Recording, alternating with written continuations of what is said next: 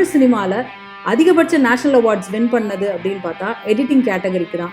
மாநாடு பற்றி நம்ம சொல்லியே ஆகணும். ஏன்னா மாநாடு ரீசெண்ட் டைம்ஸில் வந்த ஒரு படம், டைம் லூப் படம் ஃபர்ஸ்ட் டைம். அது பிளான் பண்ணியிருக்கே பார்த்தீங்கன்னா ஒரு மேத் மாதிரி எல்லாமே கேல்குலேட்டடாக அந்த சீனை ஒழுங்காக ஆடியன்ஸ்க்கு கன்வே பண்ணலன்னா படத்தில் அதுக்கப்புறம் நடக்க போகிற விஷயங்களுக்கு இம்பார்ட்டன்ஸே இருக்குமான்னு எனக்கு தெரியல. ஒரே ஷார்ட்டில் படம் முழுக்கவுமே இருக்கும்னு சொல்லி எல்லாரும் மாற்றி மாற்றி பார்த்த படம்னு பார்த்தா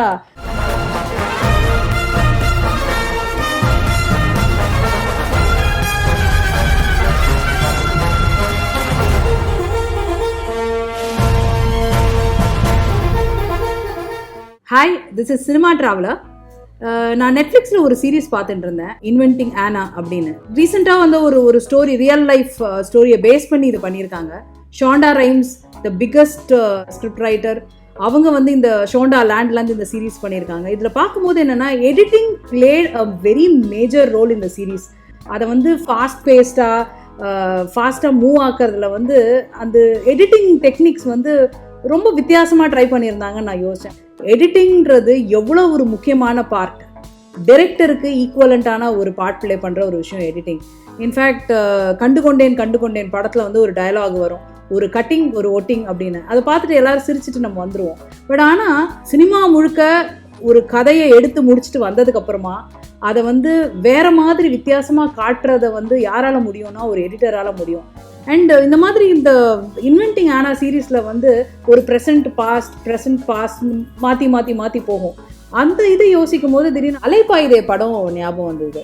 இந்த பாஸ்ட் அண்ட் ப்ரெசன்ட் அப்படின்னு காட்ட ஆரம்பிச்சதுல வந்து ஸ்டோரி எங்கேயுமே மிஸ் ஆகாமல், ஆடியன்ஸ் கன்ஃபியூஸ் ஆகாமல், அவங்களுக்கு கதை புரியணும், அதில் இருக்கிற இன்டென்சிட்டி புரியணும்.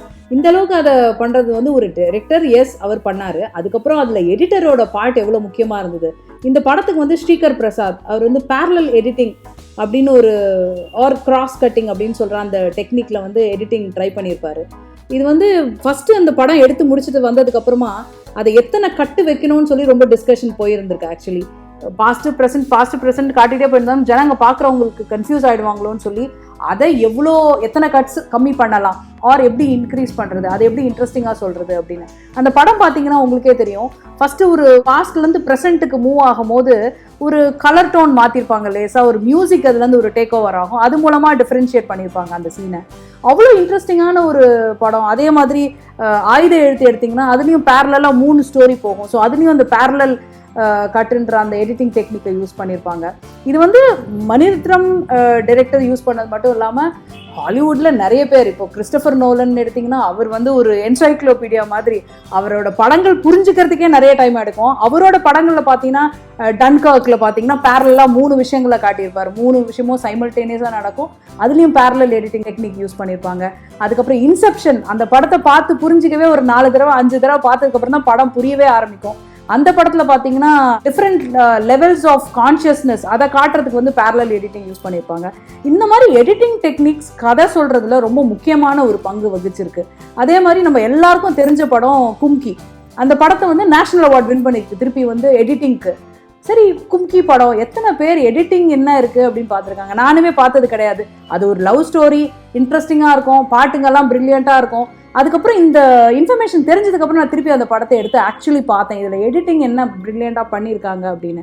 அதில் பார்த்தா படம் ஆரம்பித்து ஒரு ஃபியூ செகண்ட்ஸ்லேயே ஒரு சீன் வரும். அந்த ஒரு யானை வந்து அந்த ஃபீல்டுக்குள்ளே வந்து அந்த வேலை செய்கிற பொண்ணுங்க இருக்கிற இடத்துல வந்து அந்த மொத்த ஃபீல்டையுமே நாசம் பண்ணிவிட்டு அந்த இடத்துலேருந்து போகும். அதுதான் வந்து ஒரு முக்கியமான ஒரு சீன் அந்த படத்தில்.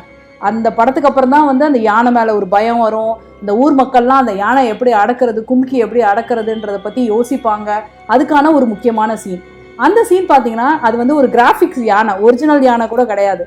அந்த கிராஃபிக்ஸ் யானை வரும், அந்த யானை வர்ற ஒரு கட்டு, அதுக்கப்புறம் ஒரு மின்னல் அடிக்கிற ஒரு ஷாட்டு, அதுக்கப்புறம் அந்த பொண்ணு ஹீரோயின் வந்து அந்த ஃபீல்டுக்குள்ளே பயந்து போயிருக்கிற நேரத்தை அவளோட பயந்த கண்ணுங்களோட ஒரு க்ளோஸ்அப் ஷாட்டு, திருப்பி அது வந்து வயலை அசைகிறது, அதுக்கப்புறம் வானம், இப்படி பேக் டு பேக் நிறைய சீன்ஸை ஒன்றா சேர்த்து அதை அந்த அளவுக்கு இம்பேக்ட்ஃபுல்லாக பண்ணது வந்து டைரக்டர்.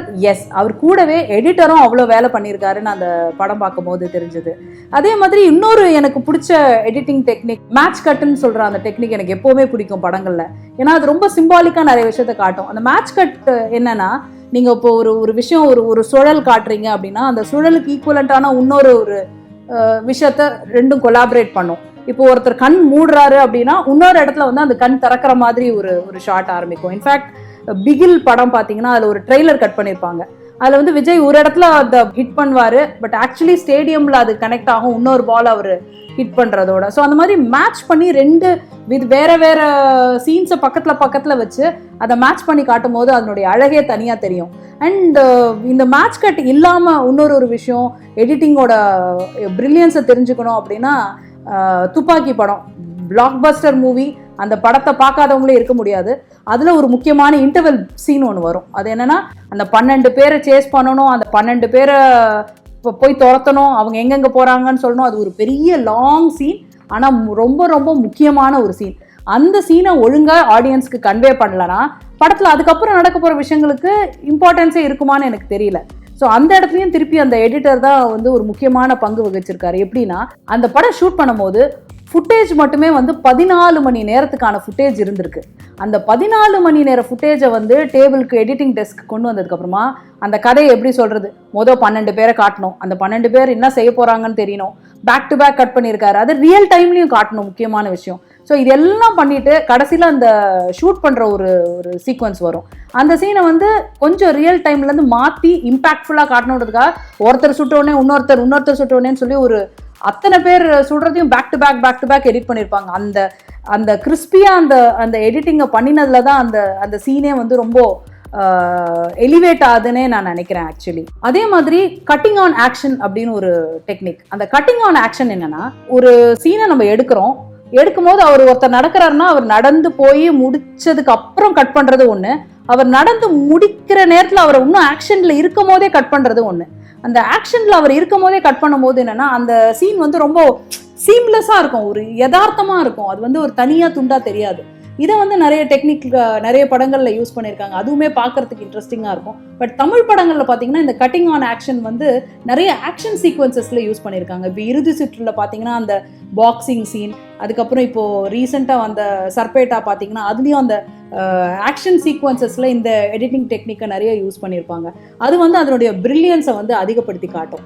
அண்ட் இது எல்லாத்துக்கு மேலே நம்மளோட பிரில்லியண்ட்டாக பேசப்பட்ட படம், ஒரே ஷாட்ல படம் முழுக்கவுமே இருக்கும்னு சொல்லி எல்லாரும் மாற்றி பார்த்த படம்னு பார்த்தா 1917.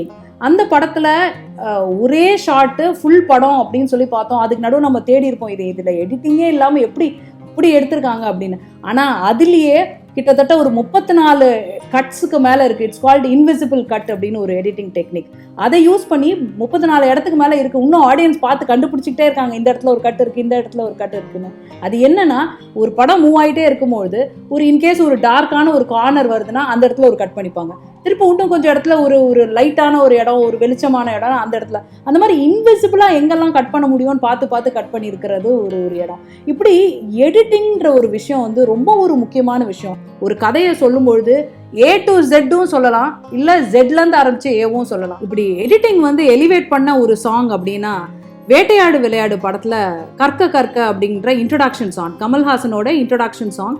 அது பார்த்தீங்கன்னா வந்து ஃபுல்லாக மாண்டாஜஸ், டிஃப்ரெண்ட் ஸ்பிளிட் ஸ்க்ரீனு, அப்புறம் வந்து குட்டி குட்டி கட்ஸ், இந்த மாதிரி ஃபுல் சாங்கே வந்து இதை பேஸ் பண்ணி தான் பண்ணியிருப்பாங்க. இன்ஃபேக்ட் ஒரு எடிட்டர் ஒரு கொரியோகிராஃபராக மாறி இந்த பாட்டுக்கு ஃபுல் அண்ட் ஃபுல் அவர் வந்து ஒரு ஹீரோவாக பண்ணியிருந்திருப்பாரு. ரொம்ப பிரில்லியண்டான ஒரு சாங். இன்ஃபேக்ட் நீங்கள் எடுத்து பார்த்தீங்கன்னா உங்களுக்கு தெரியும். ஜென்ரலி எடிட்டிங் பற்றி ஒரு விஷயம் ஞாபகம் வந்தது. இன்ஃபேக்ட் நம்ம தமிழ் சினிமாவில் அதிகபட்ச நேஷனல் அவார்ட்ஸ் வின் பண்ணது அப்படின்னு பார்த்தா எடிட்டிங் கேட்டகரிக்கு தான் 11 அவார்ட் வின் பண்ணியிருக்கு.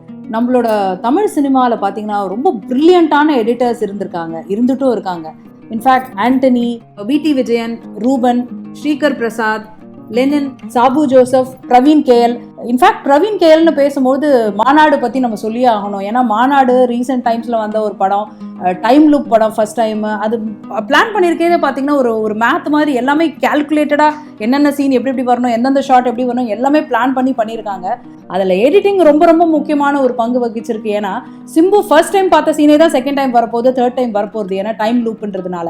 ஆனால் ஃபர்ஸ்ட் டைம் அவர் பார்க்கும்போது இருக்கிற அந்த டியூரேஷனை செகண்ட் டைம் வைக்கல, ஏன்னா பார்க்கறதுக்கு போரிங்காக ஆகிடும்னு சொல்லி ஃபர்ஸ்ட் டைம் ஒரு 10 செகண்ட்ஸ் பார்க்குற பாக்குறாரு, ஒரு ரியாக்ஷன் கொடுக்குறாருன்னா அதை அடுத்த தடவை காட்டும் போது ஒரு 8 செகண்ட்ஸ் ஆக்கியிருக்காங்க, அதுக்கப்புறம் அதை விட கம்மி பண்ணியிருக்காங்க. இந்த மாதிரி எடிட்டிங்லயுமே இதை வந்து வேற மாதிரி ஒர்க் பண்ணி காட்டினதுல அந்த படம் வேற மாதிரி தெரியுது. இன்ஃபேக்ட் எல்லாருக்கும் முக்கியமான எடிட்டர்ஸ் பத்தி பேசிட்டு இருக்கும்போது ஒரு சினிமாட்டோகிராஃபர், ஒரு டைரக்டரை பத்தியும் பேசி ஆகணும். அவர் யாருன்னா Balu Mahindra.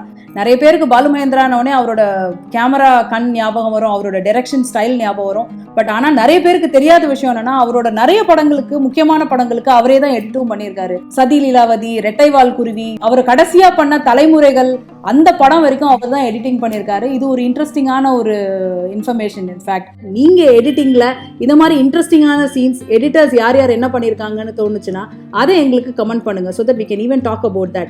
For the love of cinema, please subscribe to Cinema Traveler.